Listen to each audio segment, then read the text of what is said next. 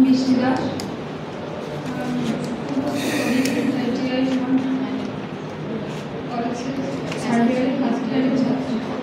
Eiffel tower.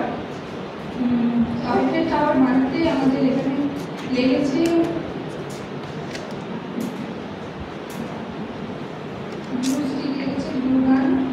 Black art paper, আর এটা সাধারণত প্যারিসে অবস্থিত আইফেল টাওয়ারটি।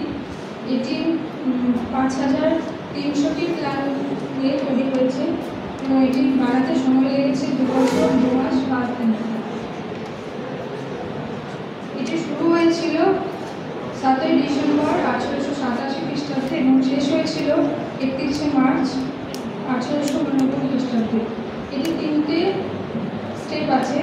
তো ফার্স্ট স্টেপ থেকে টপ পর্যন্ত 276 মিটার,